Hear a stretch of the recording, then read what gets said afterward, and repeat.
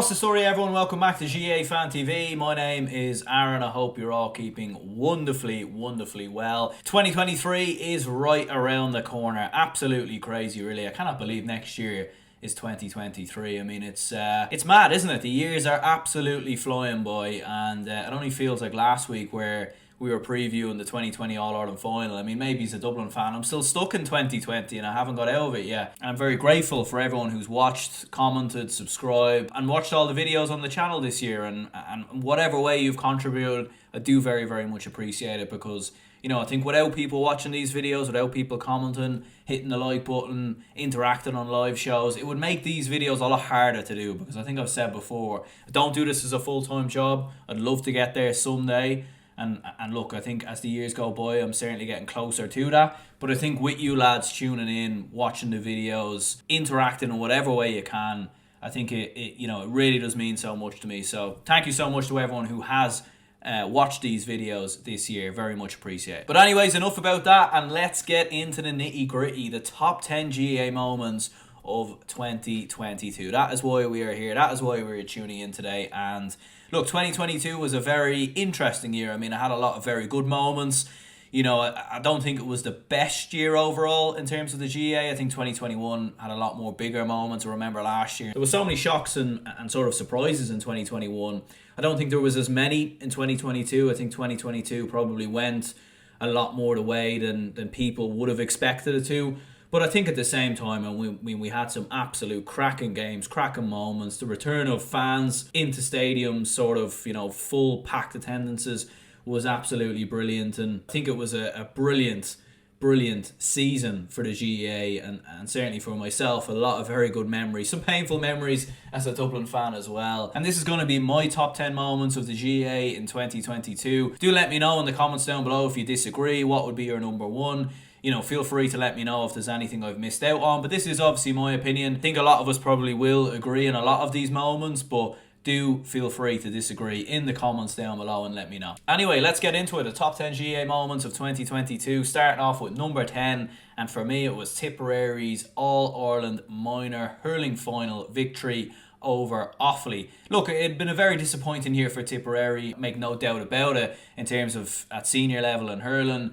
And obviously the footballers had some good moments, but certainly nowhere near obviously what they achieved a couple of years previously. So for Tipperary going in against Offaly, they're fierce rivals, down by the Moneygall border. A historic game in more ways than one. Offaly hadn't won a minor All-Ireland in hurling in 33 years. You'd have to go back since 1989. And Tipperary hadn't won one since 2016. And the reason why this gets on here is because of the incredible late drama that came with this game. I mean, Offaly, a 6-point lead going into the final moments. Damien Corbett of Tipperary was sent off. You felt like surely Offaly are going to get their day in the sun here. They're going to get their moment. But quite incredibly, Tipperary fought back late on with a couple of points. And then in the final moments, Paddy Phelan with a lobbed ball was poked in by Paddy McCormick with literally the last puck of the game. The last slice of a game, the last moment of the game. And Tipperary incredibly won the All-Ireland Minor Hurling Final. And to be fair, there's been a lot of moments in 2022 that I look back on and think, there was a lot of late goals, late drama, and I wonder, was fans being back in the stadium, did that have something to do with fans urging the team on, and maybe the opposition feeling the pressure? But we got a lot of late goals and late drama in 2022, and certainly that moment for me, what a day for the Tipperary Miners. Having been a difficult year for Tipperary at senior level, especially the hurling side. I mean, lost every game in the Munster Championship. But to win this against their rivals in the way that they won it, I don't think it gets much better than that. Absolute heartbreak for Offaly. I mean, 33 years had been the wait, and it looked like that wait was coming to an end. All they had to do was defend that final ball, and they would have been the champions, and it would have continued on this brilliant growth that we've seen from Offaly at underage level. But unfortunately, it was not meant to be, and it was Tipperary's day, and what a day it was for them. In at number 9, and it was the incredible final day drama in the National Football League.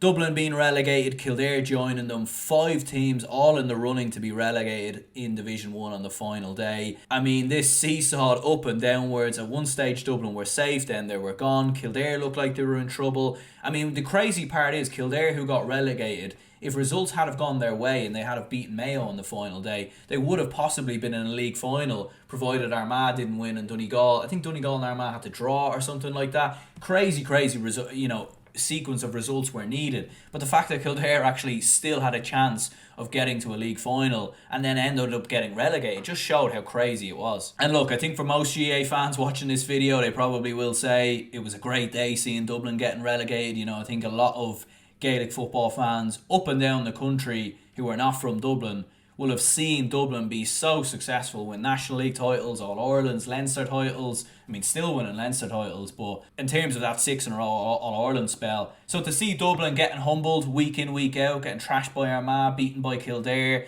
beaten by Kerry and Mayo, I'm sure it was good for a lot of fans. It wasn't so good for me, but at the same time, I'm sure from a neutral point of view, fans did really enjoy it. But even on that final day, I mean, there were so many permutations. Dublin, Kildare, Monaghan, Tyrone and Donegal, very much all in with a shout of potentially getting relegated, but also still in the mix to stay up as well. Tyrone actually looked like one of the most likely sides to be relegated going into the final day. They needed a win versus Kerry, who had been the dominant team at the time in the league, and obviously, as we very well know, this turned out to be Kerry's only defeat at inter-county level in 2022. Tyrone beat them to stay up. It was an extraordinary result, and when you look at how Tyrone's championship went after this as well, it was just a very odd result. I mean, if you looked at Tyrone's season, you looked at Kerry's season, you never would have imagined that Tyrone would have beaten Kerry, but incredibly they did, and it kept them in Division 1. Donegal beat Armagh late on with a late Paddy McBurty point, meaning that Donegal got the job done there. Kildare needed to get a result against Mayo to stay up. Unfortunately, they couldn't do so. Mayo turned them over. And then Dublin, who were playing Monaghan, looked down and out. They looked beaten, they looked finished. Dean Rock got a penalty, put it away. Dublin were level with Monaghan, and you're thinking from here, a draw is enough for Dublin to stay up. But then Jack McCarron with a late free puts it over the bar. Monaghan stay up on the final day yet again, with literally the final moment. I mean, how many times have Monaghan done this?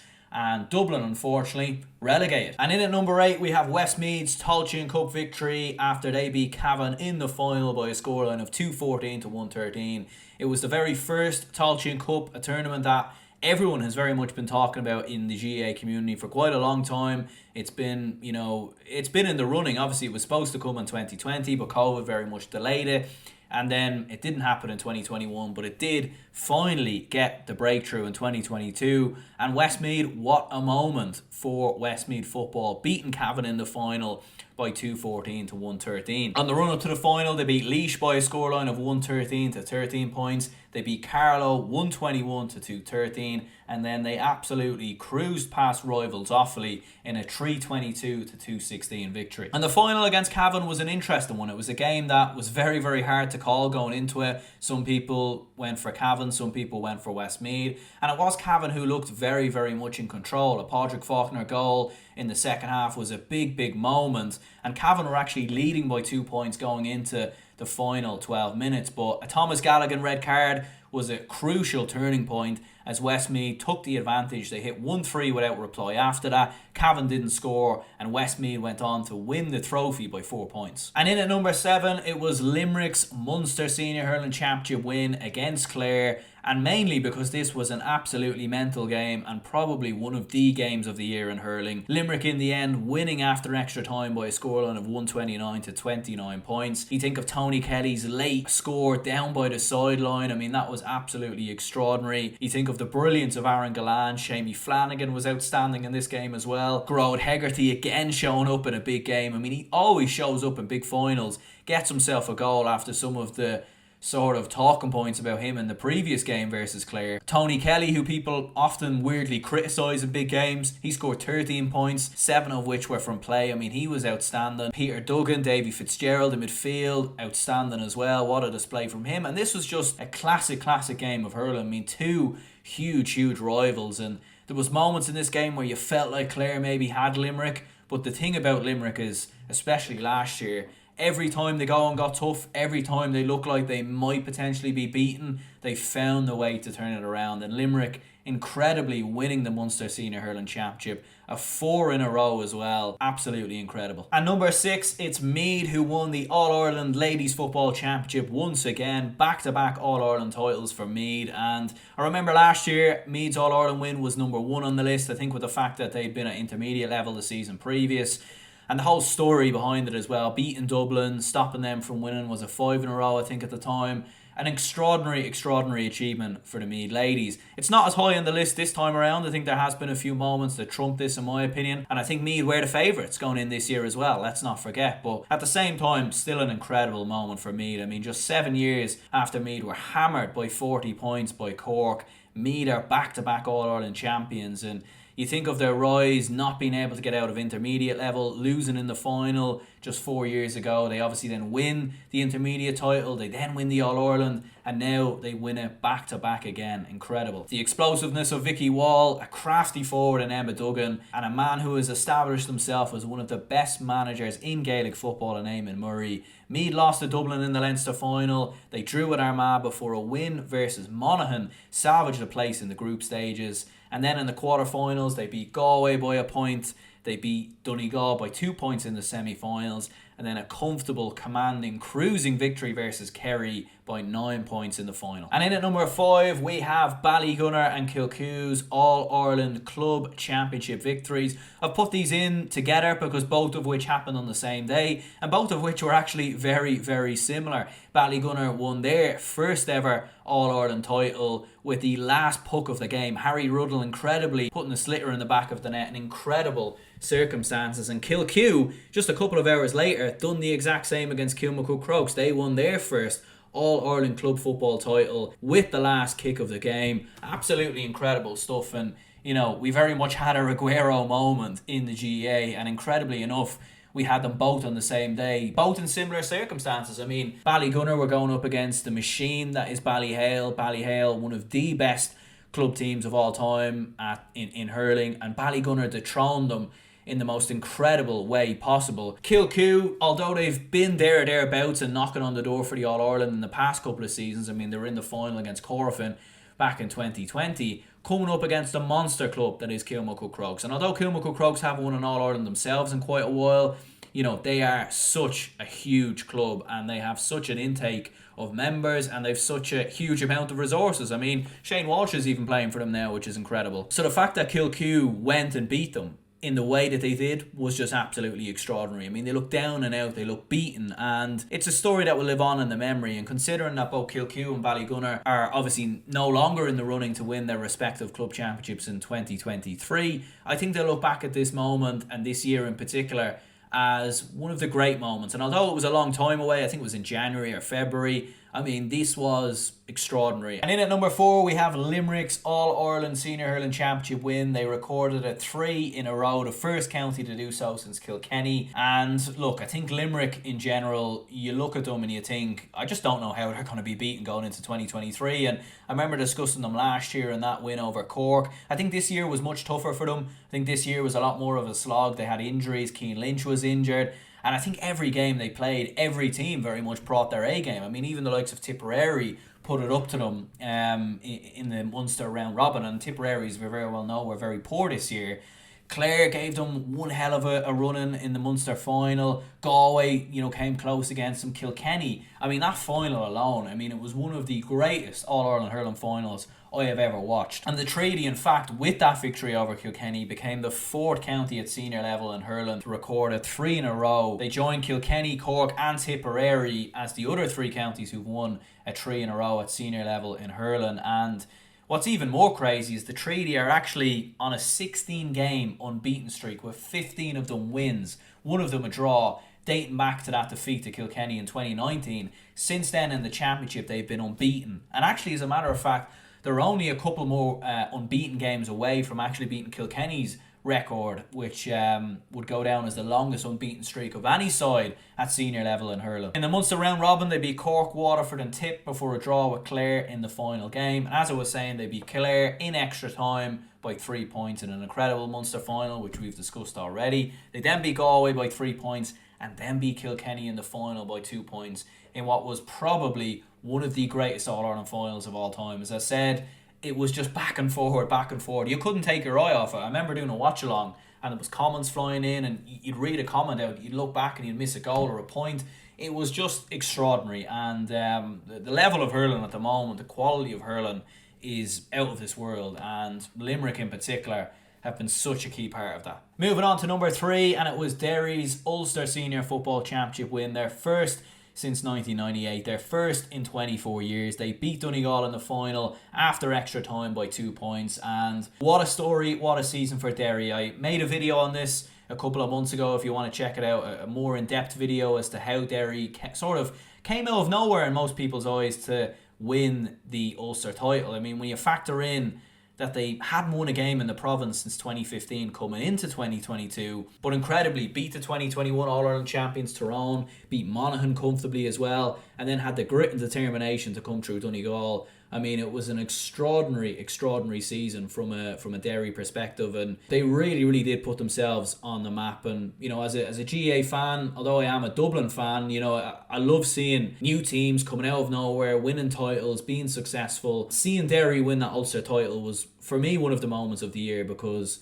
it's a new team coming along who, you know, haven't been successful in Ulster, and you know, they made the Ulster Championship's always been competitive. Derry have now added another layer to that going into 2023, and you think of Rory Gallagher on the sideline and everything he brought, Shane McGuigan, Chrissy McKay, Conor Glass in midfield, absolute warriors, this Derry side. And what a year in general for Derry football. I mean, you had White Graham's Glen winning the Ulster title recently as well, and you know, I think they'll go on to reach an All-Ireland final, could possibly win it as well. It's been an incredible year for Derry football, and winning that Ulster title, although they didn't win the All-Ireland and got beaten in the semi-finals, I think you can't look past Derry's Ulster title win, because it was an incredible moment. We then move into number 2 on this list, and undoubtedly the game of the year and one of the most crazy games of Gaelic football I have ever seen. Galway 221, Armagh 318, the All-Ireland quarter-final between these two, which was settled on penalties eventually by Galway,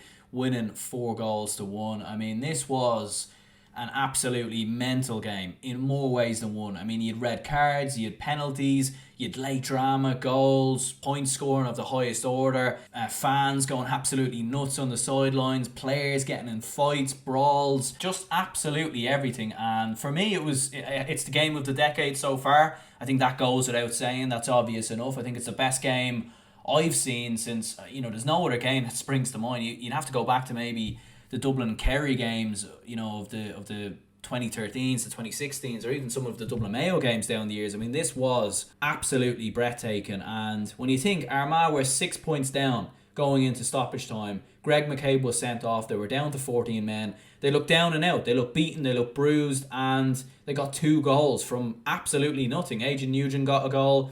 You also had a goal then from Conor Turbo. Rian O'Neill with that point down by the sideline. I mean, that was absolutely extraordinary. And then what about Galway as well? I mean, some of the performances of their players. I mean, Killian McDade was outstanding that day. He scored 1-2. Johnny Heaney got himself a very important goal in there as well. Shane Walsh with 6 points. Damien Comer with 3 points. Galway were very good as well. And I think when you look back on this game, although Galway blew a 6-point lead with an extra man, the fact that they had the resolve and the resilience to come through, you know, they got a goal, and I think Killian McDade got himself that goal in extra time. And every time Armagh threw something at them and Galway looked a little bit rattled, they found that answer. And, you know, you think of that brawl as well, and sort of the madness of that. It was obviously, you know, not what you want to see in Gaelic football, but I think seeing huge spectacle that had everyone on the edge of their seats was just... It was great to watch. And look, the fight itself and obviously everything that happened and the red cards and some of the incidents that happened, we don't want to see them in Gaelic football, and we certainly want to see them clamped out. You then also had the penalties as well, and I felt bad for Armagh, you know, having done so much work to get back in the game and then, you know, not really live up to the, you know, a few poor penalties in there as well. And obviously, is penalties the right way to go about it in Gaelic football? I'm not sure that it is, but at the same time, what a way to decide a game. The first ever knockout championship game in Croke Park that went to penalties. Obviously, there's been other games in the championship like Limerick Clare that went to penalties before, but in terms of matches in Croke Park, this was the first one. And yeah, what a game, what a spectacle. Before we get into our best GAA moment of 2022, let's run through some honourable mentions who haven't got on this list. So Sligo's under-20 Connacht win, that was obviously a huge moment for Sligo football. Tyrone's under-20 All-Ireland win, that was obviously a big moment for Tyrone as well. Continuing on the success at underage level, and they've a lot of very good players coming into their team next year. Kilkenny obviously winning the All-Ireland Camogie title, that was huge for them. Louth's promotion to Division 3 I don't think should be understated as well. Back-to-back promotions, and for a county like Louth, who were very much in the doldrums a couple of years ago, great to see them back in Division 2, and to think they'll have some games against Meath and Dublin next year. I think it's great for Louth fans. Shane Walsh's performance in the All-Ireland final, I think that was, a very, very good performance. 9 points on the day. He was absolutely outstanding, the man of the match, and to play like that for your county in an All-Ireland final, is incredible stuff, and I think that for me was one of the moments of the year as well. Galway's All-Ireland minor football title win. Galway, very much like Tyrone, continuing on their sort of run of underage success. A couple of under-20 titles a couple of seasons ago. And obviously beating big rivals Mayo in the final as well, so it doesn't get much better than that. Kilkenny winning the under-20 All-Ireland hurling title versus Limerick. Obviously for Kilkenny fans, they would have been hugely disappointed when they lost to Limerick in the All-Ireland at senior level. But just a couple, I don't know if it wasn't after the All-Ireland final, it was a couple of weeks, months before it, I think it was, when they beat Limerick. So at least they do have something over Limerick at least. Whitegramesglen winning the Ulster title, big moment for Whitegramesglen. And as I was saying before, Derry football very much on the rise, and it can't be understated. I think Ballyhale's recent win over Ballygunner was another big moment this year as well, especially for Ballyhale fans, getting revenge on Ballygunner, who, as we said before, beat them in that All-Ireland final earlier in the year. So for Ballyhale to sort of end the year on that note, I think is good for them. David Clifford's goal versus Mayo as well, that was one of the best goals of the year. And David Clifford in general, you could just give him, all the moments of the year, because how good was he? But obviously that goal versus Mayo was outstanding, and what a season he had for Kerry. And moving on to number one, and speaking of Kerry, I'm sure there was some Kerry fans maybe watching this thinking, is the Dublin fan going to just completely ignore Kerry for as long as this video has gone on for? And how cheeky of it would it be for me to completely dismiss this moment? But as you lads know, even though I am a proud Dublin fan, I'm always unbiased, and especially doing this channel, I try to be as fair as possible and remove any biasnesses, or whatever the word is. What I'm trying to say is the Sean O'Shea point versus Dublin, as much as it broke my heart, I don't think you can dispute that it was the greatest GAA moment of the year in my opinion. And that combined with Kerry winning the All-Ireland, which I've kind of put into this moment as well, because look, if Sean O'Shea scores that and Kerry go on and lose the All-Ireland final, it's still one of the moments of the year. But the fact that Kerry go on and win the All-Ireland final makes it, in my opinion, the moment of the year, because you think of the heartbreak that Kerry fans would have had against Dublin since 2009. Losing the 2011 All-Ireland final, a game that they should have won. Let's be honest, Dublin were dead and buried, and Kerry just allowed them to come back in with the Kevin McManaman goal, and obviously the Stephen Cluxton point as well. You think of 2013, where Dublin just blitzed them in the final 10 minutes. The wins in 2015, 2016, the 2019 drama. Kerry fans must be absolutely sick to their teeth of seeing Dublin beat them time and time again through the 2010s. Now they had their moment, and I think what made it sweeter was the fact that, look, Kerry were cruising in this game at one point. They were so comfortable. Dublin defensively again struggling. They couldn't get their forwards into the game. But then seemingly out of nowhere, a ball worked into Cormac Costello, who scored one of the goals of the year as well, we should say. And all of a sudden Kerry looked rattled, and they looked a little bit, for the first time all year, they looked a bit beatable. And you were just thinking, even for myself as a Dublin fan, you were thinking, I think we have them here. And I remember watching it, and I think I said it live in the watch along. I think we have Kerry here, because Kerry look a little bit broken. But to show that resolve and turn and sort of come back from, I wouldn't say the dead, but they were on the ropes, and they get that free with the final kick of the game, 55 metres out. Sean O'Shea, look, if he had missed it, would have went extra time. So it wasn't maybe like the Rian O'Neill point where it was all literally on the line. But even at that, so far out in front of the hill, the bend on the ball as well. It looks like it's going wide. I remember watching it on the TV, and even I'd say fans at the other end, opposite Hill 16, Dublin fans and even Kerry fans watching it, you're looking at it thinking it's going wide, and it just creeps in at the final moment. And I think for Kerry fans, having suffered so much to the Dubs in the last 10 years or so, to finally get that moment, to finally beat them, although Croke Park is a neutral stadium, it kind of, when it comes to the championship, it very much is Dublin stadium, let's be honest, with Hill 16 and everything else. So to beat them in their own backyard, shall we say, in the way that they've done it, in front of Hill 16 as well, incredibly special. And going on to win the All-Ireland final as well, a game that probably wasn't the greatest, and I don't think it was Kerry's best ever performance in an All-Ireland final, and I think they still have a lot to work on going into 2022.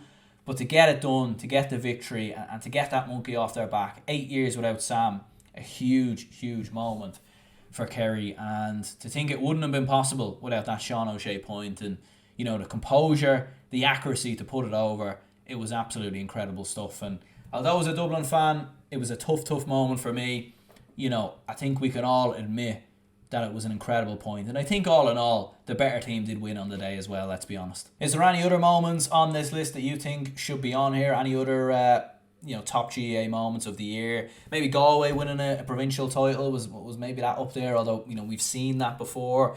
We're certainly not going to go for Dublin and Kerry winning provincial titles, because we see that every year really, other than 2020 when Kerry lost to Cork. But there we go. It didn't take me long to have another dig at Kerry, but nonetheless, that is my top 10 GAA moments of 2022. And yeah, if you could hit the like button and subscribe, be very much appreciated. As I said before, appreciate all the comments and everything else. And we should get a Dublin season preview out before the end of the new year, hopefully, if all goes well. And certainly plenty of content coming into the new year, predictions and everything else. Definitely have a lot of plans to level up the content on this channel going into 2023. So cheers anyone who tuned in, and I'll see you all later.